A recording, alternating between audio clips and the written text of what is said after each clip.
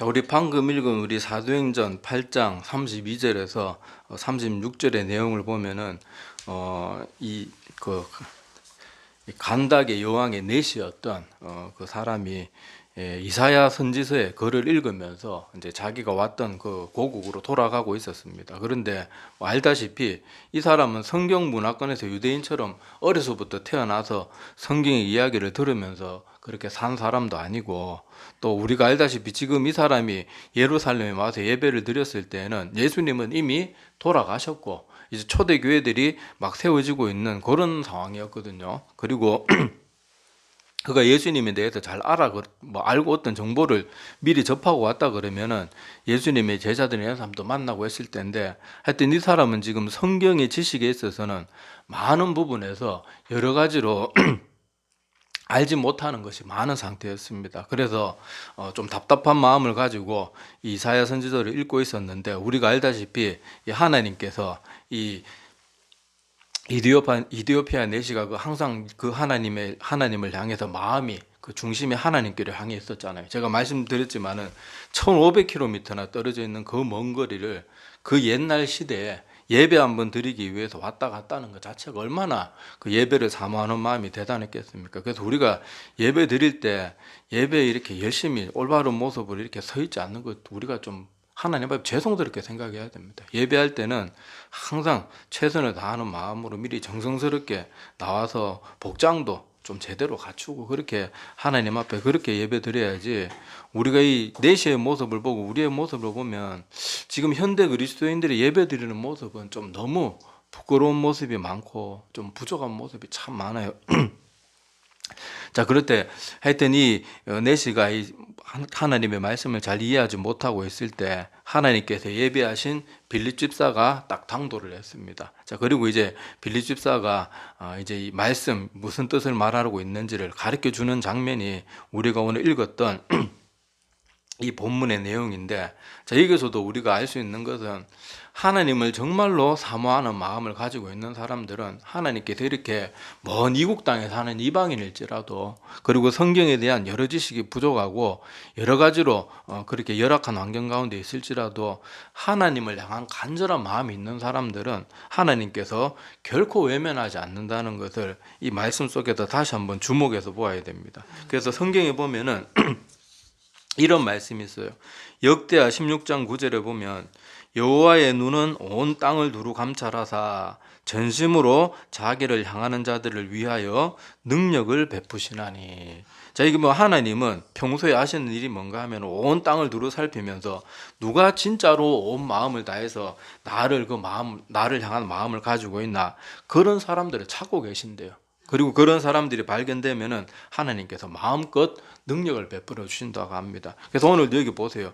이 이디오피아 내시 간닥의 국고를 맡았던 이 이디오피아 내시는 사회적인 지위가 높았을지는 몰라도 하나님의 지식에 있어서는 많이 부족했지만은 부족한 것도 하나님께서 아껴 그렇게 사용하시던 빌립 집사를 보내주셔가지고 다 알려주시고 가르쳐 주시는 그런 모습들을 우리가 이게 확인할 수 있잖아요.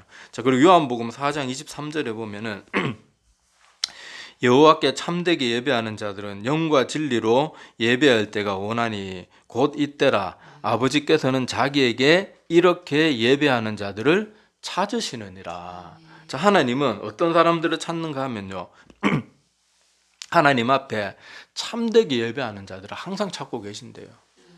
그리고 그렇게 하나님 앞에 참되게 예배하는 자들을 하나님이 어떻게 하시겠어요? 사랑하고 구원의 그런 놀라운 특권들을 그런 사람들에게 당연히 허락해 주시겠죠. 반대로 오늘 방금 역대하 말씀과 요한복음 말씀을 반대로 우리가 적용해 보면은 하나님 앞에 나오긴 나오는데 전심을 다하지 않는 사람, 그리고 하나님 앞에 예배를 드리는데 참되게 예배하는 게 아니고 억지로 예배 드리거나 영과 진리로 예배 드리지도 않고 그냥 자기 멋대로 그냥 뭐 아무 와서 딴 생각이 나고 그렇게 예배 드리고, 그런 사람들은 하나님이 안 찾으신다는 거예요. 안 찾으실 뿐만 아니라 그런 사람들은 하나님의 마음을 진노케 하는 자들이 되는 거예요. 하나님을 조롱하는 것밖에 더 됩니까? 만약에 내가 대통령이라고 칩시다.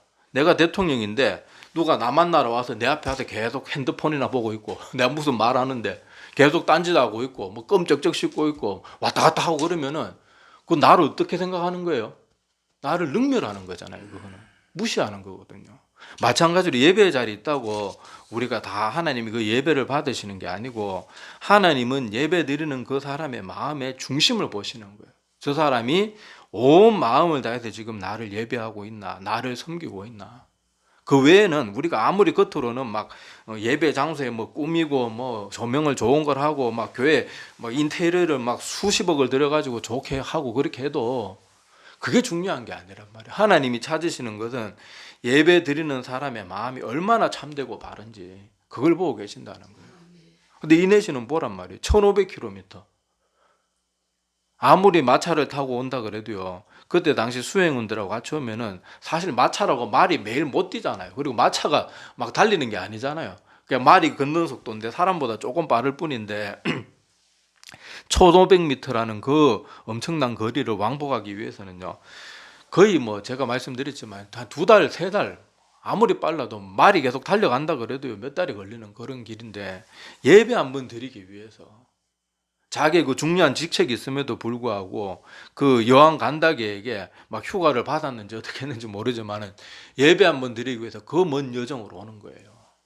자, 이런 것을 보면요, 하나님께서 왜 이 사람에게 빌립 집사를 보내주시고 또 이사야 선지자를 딱 읽는 그 궁금한 그 찰나에 하나님께서 빌립 집사를 딱 준비하셔가지고, 여기 오늘 말씀 보면은 제일 핵심되는 대목이잖아요. 바로 예수 그리스도가 우리 인간들에게 버림받고 십자가에 못 박혀 죽게 되는 바로 그 부분을 설명하고 있는 그 부분이거든요. 오늘 본문 말씀 한번 보세요. 자, 오늘 그 이디오피아 내시가 읽었던 부분이 이사야서의 내용인데, 읽는 성경 구절은 이것이니 일렀으되 그가 도살자에게로 가는 양과 같이 끌려갔고, 실제로 그렇게 하셨죠, 그죠? 털 깎는 자 앞에 있는 어린 양이 조용한 것 같이 그의 입을 열지 아니하였도다. 사람들이 예수님을 온갖 거짓말로 그렇게 모함하고 막 몰아세우는데 예수님이 그게 대해서 구차하게 변명하지 않으셨잖아요. 실제로 다 그렇게 하셨잖아요. 자, 이게 이사야 선지자가 예수님이 이 땅에 오시기 몇백 년 전에 이미 예언한 내용이거든요. 자, 그리고 33절에 그가 굴욕을 당했을 때, 예수님이 얼마나 굴욕 당했습니까? 막 따귀를 맞고 침뱉음을 당하고 온갖 조롱을 당하고 옷을 벗겼다가 입혔다가 막 가시 면류관을 또 눌러 씌우고 얼마나 조롱을 당했습니까? 자, 굴욕을 당했을 때 공정한 재판도 받지 못하였으니, 정말로 재판이라고 뭐 제대로 받지도 못했죠. 자, 누가 그의 세대를 말하리요? 그의 생명이 땅에서 빼앗김이로다. 이건 이제 예수님께서 결국은 십자가에 죽으시는 것을 말하시는데, 이사야서 이 부분 말고도 이사야서 전체가 특히 예수님의 그 십자가 사역이나 이런 것에 대해서 굉장히 구체적으로 예언을 많이 해둬가지고 우리가 읽어보면은 마치 이사야 선지자가 타임머신을 타고 몇백 년 뒤로 돌아가가지고 예수님이 어떤 일대기를 사셨고 어떻게 십자가에 죽으셨다고 부활하셨는지 마치 영화 한 편 다 보고 그걸 기록으로 남겨놓은 것처럼 정확하게 다 예언을 했단 말이에요. 자, 그런데 이 부분은 아까도 제가 말씀드렸다시피 이디오피아 내시는 이런 내용들에 대해서 좀 뭐 어떤 사전 지식이나 이런 것이 없기 때문에 이 말들이 이게 뭘 말하는지 잘 알 수도 없고 힘들어하는 그런 상황이었습니다. 그런데 빌립 집사가 하나님의 명을 받아가지고 이렇게 와서 이 복음이 무엇에 대해서 말하는지, 지금 이 내시는 이 글이 선지자 자신에 대해서 말하는 건지 다른 사람에 대해서 말하는 건지도 헷갈려하고 있거든요. 자, 그런데 빌립 집사가 35절부터 보면 입을 열어 이 글에서 시작하여 예수를 가르쳐 복음을 전했다. 이렇게 합니다. 자, 그러니까 이 복음을 받은 내시는 36절에 보니까요, 즉시로 마음의 결단을 하고 뭘 받아요? 세례를 받는 거예요. 이 마음의 준비된 모습을 보라고요. 이러니까 어떻게 하나님이 이런 사람을 마다하겠냐고요. 전에 제가 좀 구체적으로 말씀을 드렸잖아요. 빌립 집사는 지금 외모가 꼬질꼬질하고 먼지를 푹 덮어 쓰고 외모도 가난한 사람들의 그런 외모였단 말이에요. 그런데 그 모래투성이 몇 날 며칠을 걸어서 그래 모래투성이 길을 와가지고 그렇게 초라한 몰골로 있는 그 빌립 집사를 자기 마차에 그렇게 태우는 것도 그렇고, 그 사람이 복음을 전해서 가르쳐 주니까 자기보다 사실 세상적으로 보면은 상종도 안 할 사람이잖아요, 솔직히. 근데 그런 사람이 딱 복음을 가르쳐 주니까 바로 그 사람 손에 세례 받는 것을 마다하지 않는 거예요. 어떻게 하나님이 이런 사람을 어떻게 기뻐하지 않고 어떻게 복을 안 주실 수가 있겠어요? 이 사람에게 부족한 것이 하나 있었다면 태어난 환경이 그렇기 때문에 하나님의 말씀을 제대로 접할 기회가 부족했다니, 이거 외에는 없어요. 그런데 그런 거는 하나님이 얼마든지 하나님의 사랑하는 제자들을 붙여줘가지고 얼마든지 이렇게 그 사람을 구원의 길로 인도할 수 있는 부분이에요. 이 사람은 다 준비되어 있었어요. 마음밭도 준비되어 있고 복음의 씨앗도 뿌려졌는데 아직 제대로 자라나 싹을 제대로 못 틔웠을 뿐이지 모든 준비는 아주 잘 되어 있는 사람이에요. 그런데 하나님께서 그 싹을 틔우고 열매 맺게 하기 위해서 마지막으로 빌립 집사를 보내가지고 복음이 뭔지 바르게 가르쳐주고 이 성경의 성취가 어떻게 되었는지 정확하게 바로 예수 그리스도를 통해서 성취된 것들 이런 것들을 다 말해주니까 보세요. 말을 듣자마자 바로 그 자리에서 길 가다가 세례를 받는 거예요. 자, 이런 것들을 보면 이렇게 준비된 자, 하나님을 정말로 사모하고 간절히 찾는 자는요, 하나님께서도 그 사람을 절대로 외면하지 않습니다. 이 비슷한 예로 사도행전에 또 보면 누가 있는가 하면요, 우리 이제 조금 뒤에 가면은 등장하게 될 텐데, 사도행전 10장에 고넬료라는 이방인이 등장합니다. 그 사람도 이방인이었어요. 그럼에도 불구하고 고넬료는 하나님에 대해서 어떤 경로를 알게 되었는지 성경은 말하고 있지는 않지만은 하여튼 하나님을 알게 되었고, 하나님을 알게 되고 나서부터는 정말로 진실되게 하나님을 정말로 예배하고 간절한 마음을 가지고 있으니까 하나님이 누구를 보냅니까? 수제자였던 베드로를 또 보내가지고 고넬료와 그 집안이 다 구원받을 수 있도록. 고넬료 한 사람이 보세요. 고넬료 한 사람이 하나님 앞에 온 마음을 다하니까 그 사람 하나 때문에 여기 보니까 고넬료뿐만 아니라 고넬료 가족들하고 보면 아는 지인들도 있었다고 그렇게 이루게 되어 있는데 다 구원받는 한 명의 정말 간절한 그 믿음 때문에 그렇게 되는 거예요. 그래서 하나님께서 아까 하신 말씀들이 결코 허투루 말하는 게 아닙니다. 하나님은 온 땅을 두루 감찰하사 전심으로 자기를 향하는 자들을 찾고 계시고, 하나님은 또 이 땅을 두루 살피시면서 자기에게 영과 진리로 참되게 예배하는 자들을 지금도 찾고 계세요. 근데 많은 사람들이 예배를 너무 가볍게 여기고 예배를 너무 소홀히 여기고 예배의 자리에 와서도 너무 진지한 모습이 없고, 그러다가 보니까 예배를 한평생 드려도 그 사람에게는 아무런 열매가 맺히지 않는 거예요. 근데 오늘 이 내시는 보세요. 단지 말씀 하나 전해줬는데도 마음의 준비가 이렇게 되어 있으니까 바로 열매가 펑펑 터지잖아요. 바로 내가 세례를 받아야 되겠습니다. 어떤 사람을 평생 가르치고 아무리 같은 말을 해줘도 안 듣습니다. 안 들어요. 그러니까 그 사람들은 아무리 교회 생활을 오래 하고 신앙생활을 오래 해도 믿음이 도무지 자라지를 못해요. 왜냐하면 마음의 준비가 전혀 안 되어 있으니까. 자, 그리고 오늘 이 말씀에 이렇게 내시와 같은 사람도 등장하지만요, 성경을 보면 정반대의 사람들이 또 있습니다. 성경을 지금 이 이디오피아 내시는 성경의 지식이 부족해서 이사야서를 읽으면서 잘 이해하지 못하고 있었지만 마음은 온전히 하나님께로 향해 있었어요. 근데 정반대의 사람이 누군가 하면은 예수님은 십자가에 못 박아 죽였던 바리새인이나 서기관들, 대제사장들, 이런 사람들은 성경의 지식은 넘쳐났어요. 그런데 뭐가 없어요? 하나님의 온 마음을 다해서 사랑하는 마음이 없어요. 걔들의 관심은 항상 어디 있습니까? 사람들한테 칭찬받는 거. 와, 우리 대제사장이다. 야, 저 바리새인들이 얼마나 경건한지 모른다. 사람들한테 칭찬받는 거, 그런 거에만 관심 있는 그런 상태니까 성경의 지식이 열매를 맺지 못하는 거예요. 오히려 그 사람들을 점점 더 완악하게 하고 점점 더 교만하게 하고 그렇게 합니다. 그리고 그 사람들이 그렇게 된 이유는 뭔가 하면요, 하나님의 말씀을 그렇게 가까이 하면서도 그 사람들은 보고 싶은 것만 보고 듣고 싶은 것만 들어요. 이게 대부분의 사람들이 많이 빠져 있는 함정입니다. 이때 당시 이 사람들이 예수님을 왜 십자가에 못 박았습니까? 메시아라고 생각 안 했거든요. 성경에 보세요. 이 이사야 선지자 우리가 방금 읽은 본문도 그렇고 성경 전체 구약의 성경의 내용을 보면은 메시아가 이스라엘을 구원하실 능력 있는 분이기도 하지만은 이사야 선지자가 얼마나 구체적으로 예언을 했습니까? 오늘 말씀처럼 와서 흠모할 만한 것이 하나도 없고 도살장에 끌려가는 소처럼 그렇게 억울한 일을 당할 거고, 우리의 죄를 대신 짊어지고 채찍에 맞고 그렇게 하는데 우리 때문에 맞는데 우리는 뭐라고 생각해요? 저 사람이 죄가 많아서 저렇다. 그런 식으로 생각하고, 그 외에도 구약 성경 전체를 보면요, 예수님이 베들레헴에서 태어나실 것, 예루살렘에 입성할 때 또 나귀 중에도 어린 나귀를 타고 그렇게 입성하실 것, 또 그리고 사람들에게 버림받고 그렇게 될 것들, 또 심지어 예수님께서 그렇게 십자가에 달리실 때 로마 군병들이 그 옷을 나누면서 제비 뽑게 할 것들, 그리고 심지어 그 무덤이 부자의 무덤에 묻히게 될 것까지 정말 너무너무 구체적으로 예언을 다 해놨거든요. 근데 사람들, 이스라엘 백성들이나 그때 당시 예수님 당시에 제가 뭐 복음서 설교하면서 그때 당시 이 그 예수님 메시아 대망 사상에 대해서 한번 설명드렸잖아요. 그때 당시 사람 바리새인들 서기관들은 성경의 모든 내용을 그들이 몰랐던 게 아니에요. 다 알고 있으면서도 뭐만 가르치는가 하면 다윗보다 훨씬 더 힘 있는 능력 있는 그런 메시아가 올 거다. 왜냐하면은 그때까지 이스라엘 백성들은 계속 주변 나라들, 그런 군사적으로 힘 있는 나라들에게 계속 탈취당하고 공격당하고 침략당하고 그런 고통을 많이 겪었기 때문에 자기들은 메시아가 힘없는 모습에 대한 부분이 분명히 흠모할 만한 것이 없다. 도살장에 끌려가는 소처럼 저 뭐 양이나 이런 사람처럼 아무 말도 안 할 것이, 이런 내용들은 분명히 기록되어 있는데 그런 부분들은 마음을 같이 신경을 안 쓰는 거예요. 그리고는 다른 여호와 하나님이 보내시는 메시아는 막 힘 있는 그런 능력을 가지고 모든 사람들을 구원할 뿐이다. 그런 거에만 관심이 가 있으니까 정작 예수님이 이 땅에 오셨을 때는 예수님의 그런 온유한 모습, 겸손한 모습이 마음에 안 든 거예요.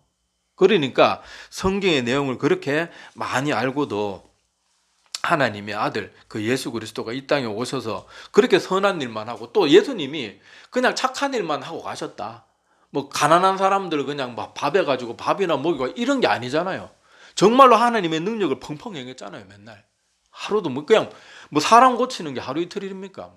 그 온 사람들 병자들은 다 고쳐주고, 귀신 들린 사람 귀신 다 쫓아주고, 능력을 매일매일 행하는 거, 그걸 보면서도 그 사람들은 계속 보고 싶은 것만 보는 거예요.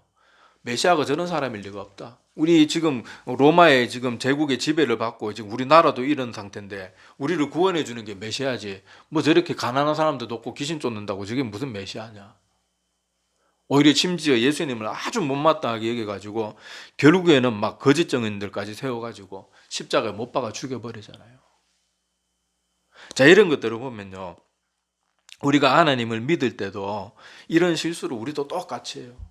자꾸 우리가 보고 싶은 하나님만 보고 믿고 싶은 하나님만 믿고, 제가 설교도 늘 말씀드리잖아요. 유명한 목사님이든 이런 분들 설교도 보면요, 약간 흥미거리 있고 재밌는 내용인 것 같고 그런 제목의 설교들은 조회수가 막 올라가 있어요.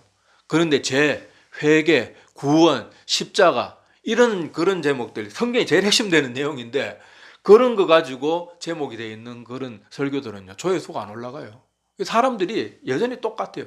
보고 싶은 것만 보고 믿고 싶은 것만 믿고 듣고 싶은 것만 들어요. 그게 얼마나 어리석은 모습입니까? 여러분, 하다못해 저 뭐 점보러 다니고 이러는 사람들도 그 무당들이 막 이상한 요구하는 거 있거든요. 뭐 무슨 다리 밑에 가가지고 뭐 촛불 몇 개 켜고 매일 뭐 한 달인가 두 달 동안 절에, 내가 실제로 그런 사람 봤어요.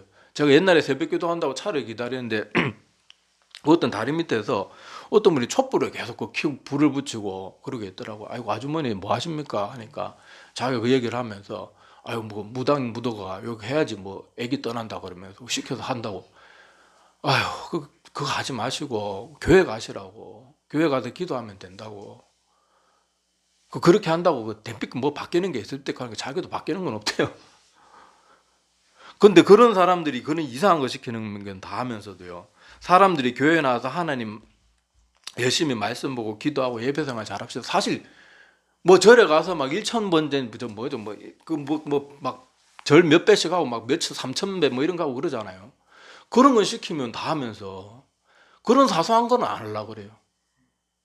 하루 종일 스마트폰 보고 쓸데없는 뉴스 보고 드라마 뭐 웹드라마 보고 이러는 데는 하루 몇 시간을 막 퍼다 부으면서도 하나님 말씀 봅시다, 기도합시다, 우리가 하루의 시간을 얼마씩 떼서 하나님 앞에 경건하게 보냅시다, 이러면 그런 거는 사실 너무 쉽잖아요. 그런 거에 비하면은. 여러분 100번 절여보세요. 무릎 도가니 다 나갑니다. 그런 거는 하면서도 그런 쉬운 거는 안 해요. 그러니까 사람들이 보면요, 뭔가 막 이렇게 좀 흥미 가고 이러는 건 받아들이고 너무도 쉽고 진리인데도 자기의 생각과 뭐가 안 맞으면 아무리 옳은 걸 가르쳐줘도 사람들은 안 믿어요.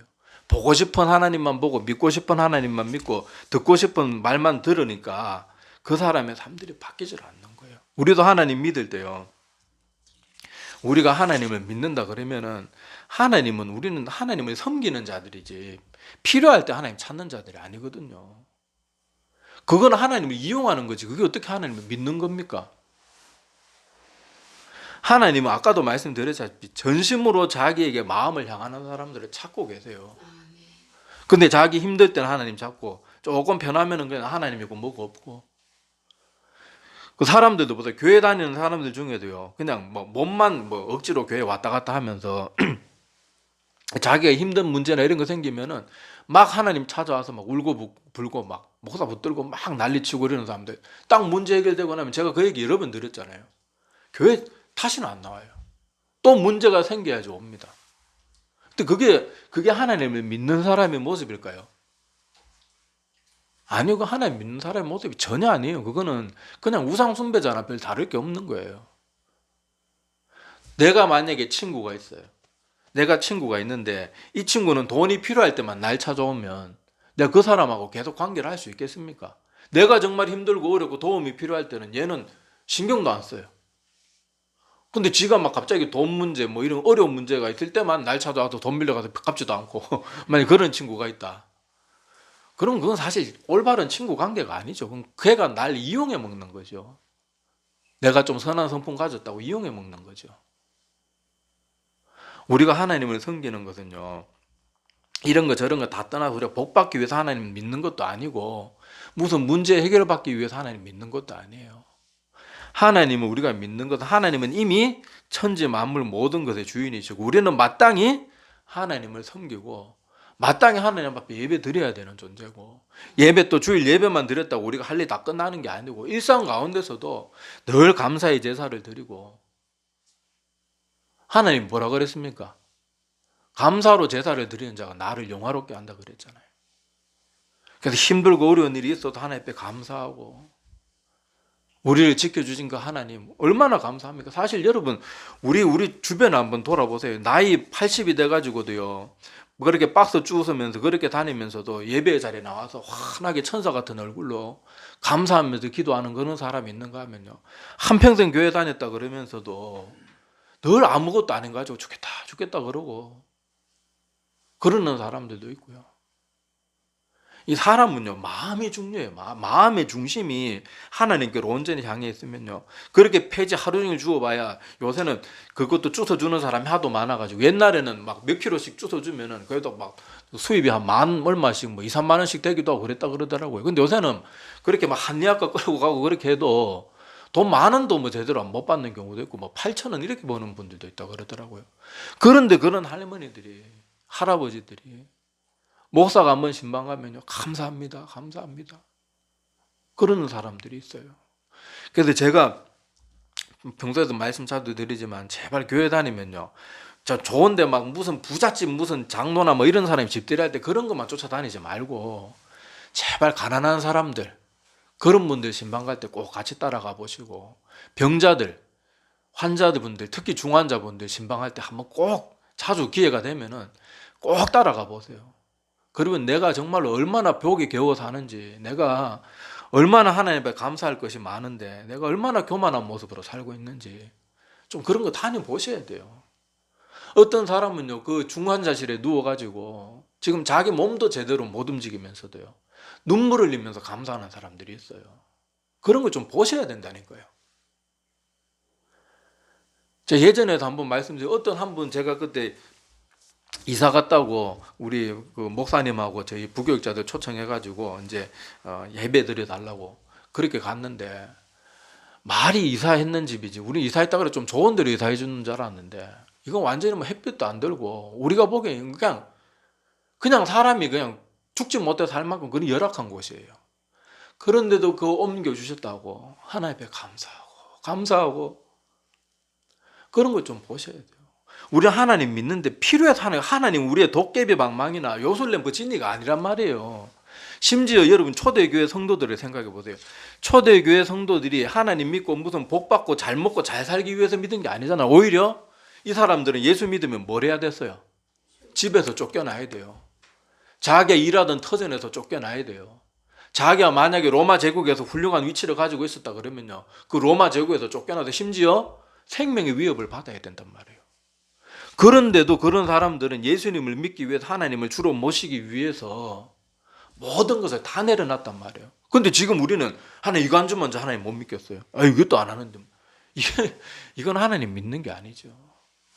하나님 믿는 모습이 전혀 아니에요. 우리가 하나님을 바르게 믿고 참되게 믿는 그런 모습을 우리가 꼭 가져야 됩니다. 오늘 여기 빌립 집사의 이야기, 이 넷의 이야기 지금 계속해서 몇 주간 지금 한 달 넘게 계속 살펴보고 있잖아요. 이런 초대교회 성도들의 모습들 한번 우리가 눈여겨보라니까요. 이 사람들은 하나님 믿는데 어떤 목표가 있어서 막 뭘 받아 누리기 위해서 하나님 믿는 게 아니에요. 많은 걸 내려놔야 돼요. 많은 걸 포기해야 돼요. 예배 한번 드리면 몇 달 그 피곤한 여정을 왔다 갔다 해야 되는데 예배 드리기 위해서 오는 거예요. 이런 우리들의 모습과 이분들의 모습과 지금 우리들의 모습을 비교해 보면 목사인 저도 부끄럽습니다. 우리 같으면요, 지금 이 초대교회 성도들처럼 우리에게 지금 똑같은 상황이 주어진다고 생각해 봅시다. 이디오피아 내시처럼 예배 한번 드리러 가려고 그러면 차로 막 한 일주일 가야 된다. 한참 뭐 타협해가지고 이 사람 몇 달을 갔지만 우리 일주일만 차 타고 가야 된다 그래도 아이고 예배 못 드리겠다 이럴 거 아니에요. 그리고 우리가 하나님 믿는데 직장에서도 쫓겨나고 가족들한테도 버림받고 심지어 내 재산도 다 내놔야 되고 심지어 내가 목숨의 위협을 받으면 우리 교회에 남을 사람이 지금 이 현대 교회에 몇 명이나 될까요? 몇 명이나 될까요? 솔직한 얘기로 제가 똑같은 초대교회 돌아가면 저도 솔직히 정말 내가 그 상황에 닿으면 나는 어떻게 할까 장담 못할 것 같아요. 그런데도 우리는 어떻게 하면 하나님을 더 바르게 믿고 하나님을 온전히 붙들어 가지고 바르게 신앙생활할까 이거는 관심 없고 어떻게 하면 더 편하고 어떻게 하면 더 복 받고 꼭 무슨 문제가 있으면 하나님 찾고 그러다가 보니까 현대 많은 그리스도인들은 오랜 시간 교회는 왔다 갔다 하는데 열매 맺는 사람이 없어요. 그래서 예수님께서도 마태복음 22장 14절 그 말씀에 보면은 혼인잔치의 비유를 그렇게 비유 말씀으로 베풀어 주시고 결론으로 이렇게 말합니다. 청함을 받은 자는 많되 택함을 받은 자는 적으니라. 이게 열처녀 비유의 결론입니다. 지금 이 시대에도 똑같다는 거예요. 수많은 사람들이 복음을 듣고 심지어 교회까지 나오고 그러는 사람 얼마든지 많이 있단 말이에요. 근데 그 중에서도 택함을 받는다는 건 구원받는 걸 말하거든요. 여기 청함받았다고 구원받는 게 아니에요. 교회에 내가 왔다 갔다 출석한다고 구원받는 게 아니에요. 착각하지 마세요. 세례 받았다고 구원받는 거 아닙니다. 명심하셔야 돼요. 내가 헌금 좀 했다고 구원받는 거 아니에요. 하나님은 오늘 이 말씀처럼 이 이디오피아 내시처럼 빌립 집사처럼 몇 날 며칠을 걸어가라 그러면 걸어가고 그런 순종의 모습도 있어야 되고요. 예배 한 번의 자리에 이렇게 소중히 여기는 마음도 있어야 되고요. 그렇게 하나님을 전심으로 찾는 그 사람, 그렇게 택한 자는 적으니라. 그런데 성경 창세기부터 요한계시록까지 전체가 계속 동일하게 말하고 있는 게 뭔가 하면요, 구원받는 사람은 적다. 이게 성경의 진리예요. 구원받는 사람 성경 전체 어디서도 구원받는 사람이 많다고 말하지 않습니다. 예수님의 모든 비유도 추려서 그 중에 일부만 구원받는 거. 그물에서 그렇게 물고기 잡는 사람 비유도 뭡니까? 그 넓은 바다는 세상을 말하잖아요. 근데 그 넓은 바다에 그물 던져봐야 얼마나 잡히겠어요? 그 바다에 엄청난 넓은 바다에 비하면은 아무리 큰 그물을 던진다고 해도 그 안에 걸려드는 물고기가 얼마나 되겠냐고요. 근데 심지어 그 그물을 땡겨가지고 어부가 또 뭐 한다고 말합니까? 좋은 것은 골라 담고 나쁜 것은 버린다. 성경 전체 처음부터 끝까지 계속 그 내용이에요.